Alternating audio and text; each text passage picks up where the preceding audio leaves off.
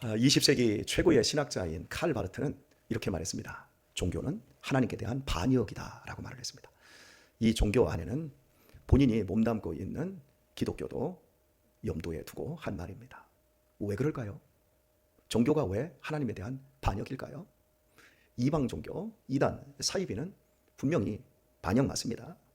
그럼에도 불구하고 어째서 무엇 때문에 기독교까지, 또 자신이 신학 교수임에도 불구하고 기독교까지 종교는 하나님께 대한 반역이라고 말을 했을까요? 여러분이 가지신 소원이 있습니다. 그리고 여러분의 욕망이 있습니다.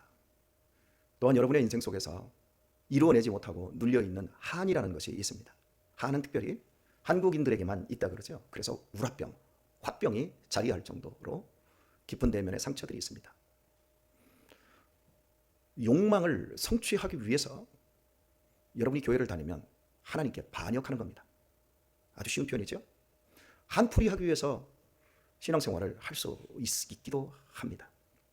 가장 보편적인 것은 내 소원을 관철시키고자 신앙생활을 열심히 할 수 있습니다. 충성하고 봉사하고 기도생활하고 헌금생활 할 수 있습니다. 이 모든 행위가 하나님께 대한 반역이라고 하는 겁니다. 그렇다면 반역이 아닌 참된 믿음 생활은 무엇일까요? 그것은 하나님의 뜻대로 하나님의 뜻을 위하여서 내 자신을 부인하고 자기 십자가를 지고 주님의 말씀대로 주님의 길을 따라가는 사람이 참된 믿음 생활이라고 하는 겁니다. 종교는, 그럴듯한 기독교는 우리들의 욕망을 부추깁니다. 당신이 기도하라, 입을 크게 열라, 그리하면 하나님이 채워주신다. 욕망. 하나님이 응답해 주실 때까지 기도해라. 여러분, 우리 자녀들이 잘못된 욕망 가지고 아버지한테 계속해서 요구합니다. 아버지를 이겨먹으려고 합니다. 칼을 사달라고 합니다. 이만한 장도를 사달라고. 그러면서 아버지, 나는 아버지가 그 칼을 사주실 때까지 절대 밥도 안 먹을 것이고 잠도 안 잘 것이고 난 이제 학교도 안 갈 것입니다. 여러분, 그러면 여러분 사주십니까? 그건 혼내줘야죠. 신앙이라고 하는 건 때로 하나님이 하지 마라, 이건 너에게 맞지 않는다 라고 하면 포기할 줄도 아는 것이 신앙이어야 합니다. 우리 교회 와서 한풀이 하시는 분들 계세요. 평생 남편한테 눌려있던 것, 남편하고는 잘 소통이 안 되니까 목사하고 소통하고 싶어서 그렇게 목사에게 막 붙어서 막 손 비비고 목사님 최고입니다, 목사님 따봉입니다. 아니, 목사가 넥타이를 맸든지 그 넥타이가 오늘 반짝반짝 빛나든지 그런 게 본인의 마음하고 뭐 그렇게 중요해? 그렇지 않습니까? 그런데 그런 하나하나 사소한 것까지 자신이 받지 못했던 걸 목사에게 투사를 시키는 거예요. 그러다가 조금만 남편이 하는 짓 같은 자기의 마음을 거슬리게 하는 행동이나 말을 해버리면 분노하면서 목사님이 그럴 줄 몰랐다느니 혼자 소설 쓰는 거죠. 한풀이 하려다가 오히려 한이 맺혀버리는 거죠. 우리 권사님들은 그렇게 하지 마세요. 목사 좋아할 필요 없어요. 목사는 아르바이트 목자예요. 목사는 사꾼이에요. 다. 진짜 목자는 예수님밖에 없습니다. 선한 목자이신 예수님을 바라보시길 바랍니다. 저는 목자로서 제 플레이를 할 테니까 여러분은 여러분의 플레이를 하시면 되는 거예요. 그런데 이 사람의 아주 이 오묘한 이 마음을 종교라고 하는 프레임에 넣어버리고 막 욕망을 부추길 수 있어요. 하나님의 말씀을 가져다 놓고 욕망을 부추길 만한 말씀들이 많거든요. 하나님의 말씀은 어떤 것으로 편종되지 않습니다. 말씀을 읽어보십시오. 우리에게 물질 축복도 얘기하시지만 우리에게 자기를 비우라고도 하십니다. 하나님은 우리를 채워주시는 분이시지만 우리의 것도 걷어가시는 분이십니다. 우리의 소원보다 크신 분이 하나님이십니다. 하나님의 소원이 크십니다. 우리는 아무것도 아닙니다. 예수님 안에서 우리 자신이 온전히 죽고 살지 못하면 우리는 종교라고 하는 그럴듯한 신앙생활로 하나님을 반역합니다. 그것을 마지막 날 쭉정이라고 하죠. 그것을 염소라고 하죠. 오늘은 앞뒤 옆 사람 얼굴 보면서 한번 얘기 한번 해볼까요? 너 염소지? 보지 마. 보면 상처받아요. 그냥 하는 거지. 잠깨라고 지금 제가 말씀드리는 거죠. 이렇게 무서운 거예요. 오늘 읽은 말씀에서 우리들이 하나님이 우리에게 장가들었고 우리는 그분의 신부로서 우리의 삶이 어떠해야 되는가, 그분과 과연 영원히 살 사람으로 우리 자신들이 이 땅에서 어떤 삶을 살아야 하는가. 첫 번째는 의였습니다. 두 번째, 어제 공평한 삶, 공변됨의 삶이라고 하는 것을 살폈습니다. 나 의롭게 살아야지 분투하는 게 아니라 의롭게 되어집니다. 좌우나 우로나 치우치지 않아야지, 나는 오직 하나님의 말씀의 길을 갈아야지, 우리가 결심하고 노력해서 되어지는 것이 아니라 자연스럽게 하나님이 우리의 삶을 합력하여 선을 이루어내십니다. 그 삶으로 우리를 하마르티아, 죄된 삶에서 정확하게 하나님의 말씀에 명중되는 삶으로 우리를 이끌어 가십니다. 오늘은 두 가지를 살펴볼까 싶습니다. 은총과 긍휼이 여김으로 네게 장가들며, 은총과 긍휼에 대해서 한번 함께 묶어서 설명을 해보면 어떨까 싶습니다. 다 할 수 있으면 이 부분을 오늘은 끝내는 거고요. 그렇지 않으면 다음 주 월요일 날로 넘어가도록 합니다. 자, 제 딸이 지금 현재 피아노로 대학원에서 공부하시는 거 여러분이 다 아십니다. 근데 이제 전문 반주자 과정을 거치고 있습니다. 일반 피아노를 전공하고 있는 게 아니라 성악가나 바이올리니스트, 또 합창단 전문적으로 음악회 할 때 반주하는 이 전문 반주자 과정이 있습니다. 학교가 굉장히 좀 높은 클래스의 학교인지라 숙제도 너무너무 많고 아주 다양한 공부들을 합니다. 근데 이 녀석에게 이번 학기에 숙제가 뭐였냐면, 다른 종교에 한번 가서 그 다른 종교는 그들이 종교 활동을 할 때 어떤 음악을 하고 있고 어떤 느낌인지를 가서 실제 참석을 해보고 리포트를 작성을 해라. 그래서 이 녀석이 이제 가까이에 있는 여기 서정 성당을 간 거예요. 토요일에 하잖아요. 미사에 참석을 했는데 분위기가 우리 개신교와 완전히 다르더라는 거예요. 앉았다 일어났다를 계속 반복하고, 사제가 말을 하면 이제 청중들이 화답하는 말을 많이 하는 거예요. 예를 들어서 하나님의 은혜와 긍휼이 성도들에게, 그러면 또 그 성도들은 은총과 긍휼이 사제에게, 뭐 이런 식으로 계속 이제 주고받는 게 많아요. 그리고 음악이 우리처럼 굉장히 세련되고 현대 음악적인 이런 요소들이 아니라 굉장히 전통적인 라틴식의 음악들을 주로 사용을 하고, 그런데 이제 찬송가에 별로 감정이 섞이질 않더라는 거죠. 그리고 신부님인가요? 그러면서 그 사제의 설교가 톤이 너무 이상해서 귀에 안 들어오더라는 거예요. 무슨 뭐 경문 읽는 것 같다라는 그런 느낌들을 합니다. 그런데 아버지 되게 경건해. 되게 경건해. 그리고 내가 주보를 봤는데 주보에 4,000명이나 등록되어 있어. 와우, 되게 경건해. 그래서 우리 딸한테 칼바르트 이야기를 했어요. 종교는 하나님께 대한 반역이다. 거기에 과연 하나님의 은혜와 하나님이 나에게 긍휼을 베풀어 주시는 생명이 보이더냐? 라고 물어봤어요. 네가 말하는 경건은 그럴듯한 모습이야. 거룩해 보이고 뭔가 있어 보이는 그것, 그런 연출은 영화를 찍는 영화사에서도 얼마든지 더 잘할 수 있어. 그런데 진짜 백이 경건은 사람이 예수님으로 말미암아 실제적으로 속에서부터 변하여 새 사람 되는 거야. 4,000명이 모이면 뭐 하겠니? 하나님을 거역하는 반역행위라고 한다면 그거보다 무서운 게 어디 있니? 아직 이해를 못해요. 제 딸이 거듭나고 은혜를 받았지만 아직 많은 다양한 경험들이, 실제적인 비교 경험들이 없기 때문에 이런 부분들은 우리가 조금 기다려줘야 돼요. 그래서 쭉 얘기를 하다가 나중에 그래, 조금만 더 지나보고 네가 알게 될 거야 라는 그런 이야기로 제가 끝을 맺었습니다. 교회 안에 가장 많이 흘러가야 할 것이 있다면 하나님의 은혜입니다. 하나님의 긍휼이 이 교회 안에서 가장 많이 흘러가야 합니다. 은혜라는 말과 은총이라는 말을 함께 쓸 수 있습니다. 제가 왜 목사가 되었습니까? 여러분들보다 제가 은총을 더 많이 입은 거예요. 제가 잘난 게 아니라 제가 못났기 때문에 은총을 더 많이 입은 거예요. 이럴 때는 아멘을 크게 하시면 더 좋습니다. 근데 여러분은 이게 안 돼요. 왜? 목사님은 목사님 될 만한 그릇이 되고 하나님이 특별히 목사님을 예뻐해서 목사님이 목사님 됐고, 나는 목사 될 깜냥이 안 되고 나는 하나님이 덜 예뻐하고 덜 은혜를 주셨기 때문에 나는 그냥 집사고 권사고 장로야. 이런 울분이 여러분에게 있을 수 있어요. 하지만 장가들은 당신의 교회에 하나님의 지도자들을, 하나님의 사람들을 하나님이 세우는 기준은 못난 기준에서 가장 높은 기준으로 세워버립니다. 다시 한번요. 못났는데 가장 높은 자리에 올려버려요. 가장 잘났는데 가장 밑바닥에 내려놔요. 그래야 조화가 되어집니다. 잘난 사람을 높은 자리에 올리려면 교만하고 다른 사람 찍어 누르는 것밖에 안 해요. 누가 그런 거 합디다. 정치인들이 하잖아요. 세상에 높은 지위에 있는 사람들이 그 일을 다 하잖아요. 배우지 못하고 갖지 못한 사람들이 밑바닥에 있으니까 그들이 삶에 대해서 헉헉대고 괴로워하지 않습니까? 제가 물어볼게요. 우리 동민아, 34살밖에 안 됐지? 5이야? 2이야? 미안. 하나 줄여줄게. 31. 참, 동민이는 목사님이 새벽에 여기 나오라고 해서 나왔나?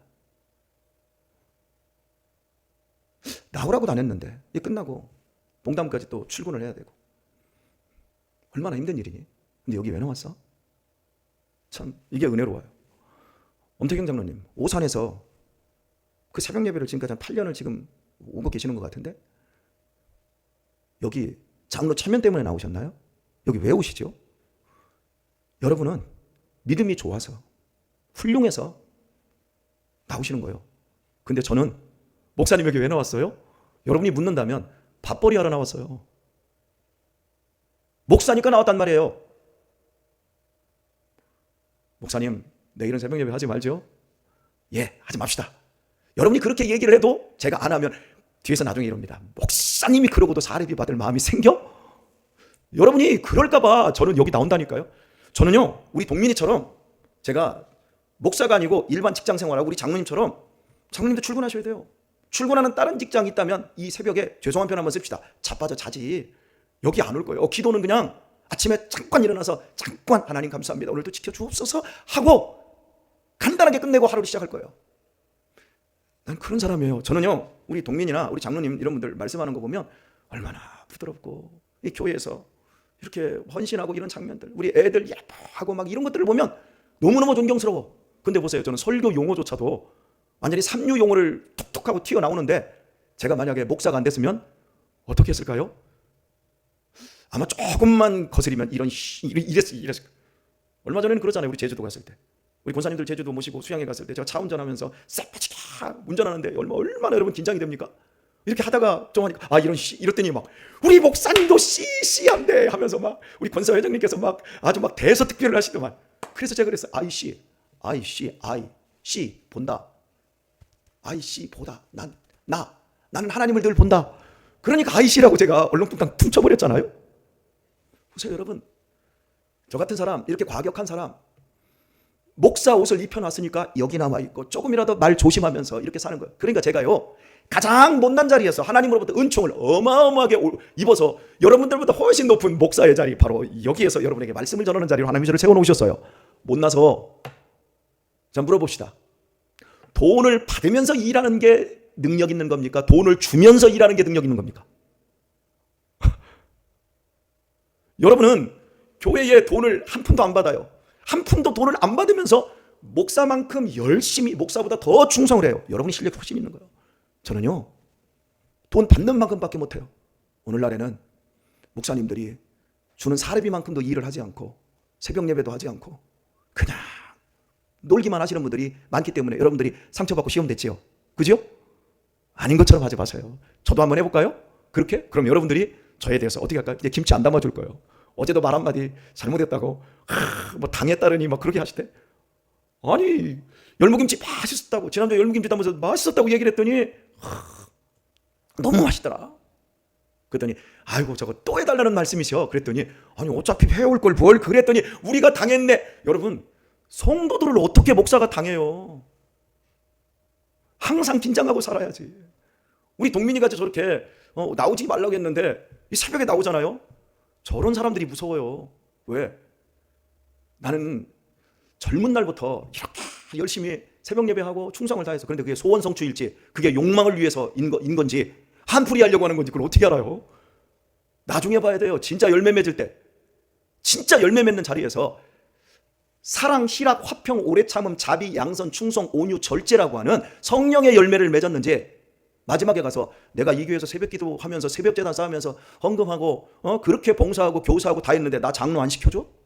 나 권사 안 시켜줘? 나를 떨어뜨려? 어떤 인간들이야? 이러고 화를 내고 분통을 터뜨리고 그냥 교회를 막 떠나버린다면 그게 열매가 하나님에 대한 반역을 했던 행위였지 어떻게 그게 하나님을 향한 충성일 수 있냔 말이에요. 이 목사의 이 모습은 여러분 이건 열매가 아니에요. 이건 꽃이에요. 화려한 꽃일수록 일찍 시들어요. 조심해야 합니다. 우리는 못난 자리에서 하나님의 엄청난 호의를 입은 겁니다. 내가 구원받기 위해서 경건의 어떤 노력을 한 것도 아니고 하나님께서 나한테 구원을 주실 수밖에 없도록 우리가 하나님을 얼레고 달래 먹은 게 아니라 하나님이 우리가 죄인 되었을 때 우리가 연약했을 때, 하나님과 원수되었을 때 당신의 아들을 십자가에서 내어주심으로 말미암아 당신이 우리를 향한 일방적인 사랑을 확증해 내셨습니다. 그리고 우리에게 성령을 보내주셔서 하나님을 아버지라 예수 그리스도를 구주로 믿고 구원받게 해주셨습니다. 그래서 로마서의 표현을 보게 되면 하나님이 우리를 예수 그리스도와 주로 주셨다라는 표현을 주로만 했습니다. 두 가지입니다. 예수 그리스도와 주로 주셨다. 주인으로 주셨다. 예수 그리스도라는 말은 구원자로 주셨다. 오늘 개신교 신앙이 자칫 잘못하면 하나님을 반역하는 대로 나가는 그 경향이 어디에서 잘못되냐면요, 예수 그리스도는 다 알아요. 교리적으로 그분이 우리를 위해 죽어주셨다. 그분의 죽음은 우리를 살리는 죽음이다. 그분의 부활이 우리를 영원한 생명으로 인도했다. 확정되었다. 예수 그리스도를 나의 구원자라고 하는 이 사실의 인식은 너무 확실해요. 근데 중요한 건 그분이 나의 주인이 되었다는 사실은 몰라요. 그 부분이 너무 약해요. 아마도 그 부분에 사탄이 함정을 파는 것 같아요. 교회의 주인은 누구죠? 이 교회 제가 21년 전에 개척했습니다. 교회의 주인 누구죠?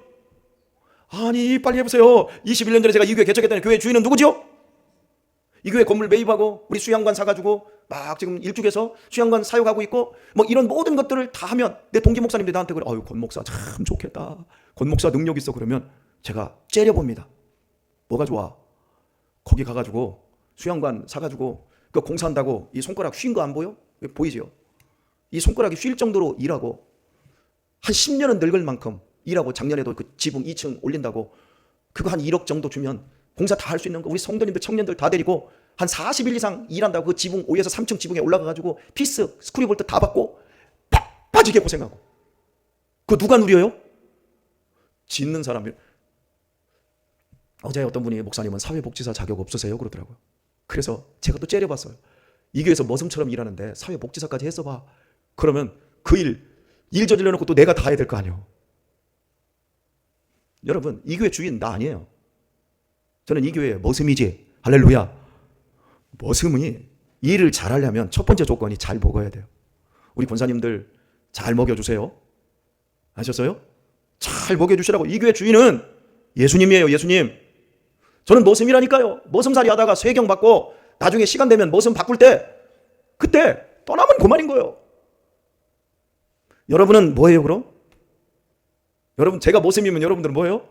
여러분은 존귀한 예수님의 지체들입니다.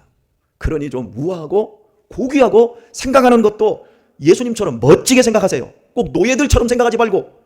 노예들의 특징이 뭔 줄 아세요? 어떻게 하면 저 뺏어 먹을까? 어떻게 하면 저거 꼽을 칠까? 이런 것만 생각하는 거예요. 그런데 아들은 그럴 필요가 없어요. 다 자기 거니까. 여유가 있는 거예요. 은총을 받은 여러분, 은총을 받은 대로 믿음 안에서 승리하며 사시기를 바랍니다. 긍휼히 여기면 다음 월요일 시간에 하는 걸로 하고요. 오늘 말씀을 맺도록 하겠습니다.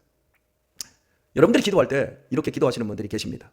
우리 목사님이 능력 있는 종이 되게 해 주옵시고, 우리 목사님이 크게 쓰임받는 목사님 되도록 하나님 역사하여 주옵소서.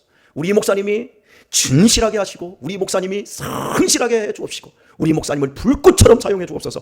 이렇게 기도하시는 분이 계세요. 우리 목사님이란 주의 사자가 이렇게 능력 있게 쓰임받게 해 주옵소서. 이렇게 늘 기도하시는데 하지 마. 저는 그 기도하면 가슴이 저려요. 여러분이 그 기도하는 건 의도야. 여러분의 의도야. 우리 목사님을 위해서 그렇게 기도했지만 하지 마요. 기도를 듣고 있는 저는 막 떨려. 능력 있지도 않아. 하나도. 저는 하나도 이 안에 성실함도 없고 진실함도 없고 불꽃 같은 능력이나 정말 무쇠 같은 강철 같은 의지도 없어요. 오늘 하루도 버티기 힘들고 지금 이 시간, 이 새벽 시간, 이 새벽 설교하는 것도 어렵고 오늘 저녁 금요 예배 저녁에 준비하는 것도 벌써 스트레스가 되고 너무 힘이 들어. 이 자리에 서기만 하면 목사님은 뭐 거미 엉덩이에서 거미줄이 줄줄 나오듯 막 설교가 줄줄 나온다고 하지만 밤새도록 잠 못 자고 고민하고 눈 뜬 순간부터 정리해가지고 이 자리에 서기까지 얼마나 치열하게 사는 줄 아세요? 여러분들이 그렇게 기도하는 것 고맙습니다만은 하나 부탁하겠습니다. 저를 능력 있는 종으로 세워주시려면 여러분들도 여러분의 몫을 좀 해주세요. 잘 먹여주시고 저를 따뜻하고 너그럽게 대해주시고 주의 사자로 대해주기보다 우리 목사님, 연약한 우리 목사님, 말 한마디에도 상처받는 우리 목사님, 이러면서 여러분들이 저한테 하나님으로부터 오는 은총을, 그 쏟아지는 은총을 내 마음에 다 담아서 제가 실력이 없지만 섬기는 일에 최선을 다할 수 있고 여러분을 돌보는 일에 거침이 없고 마음 상함이 없이 잘할 수 있도록 여러분들도 협조를 잘 해주시길 바랍니다. 저는요, 목사님 주의 사자 막 세계를 감당하는 이런 능력 있는 종이 되게 해줘, 이렇게 기도하는 사람들 여러분 보세요. 그분들이 목사를 돕고 있는 사람이 몇 명이나 있는지. 목사를 재림드리게. 그러니까 나는 아무 책임도 안 하겠다는 거예요.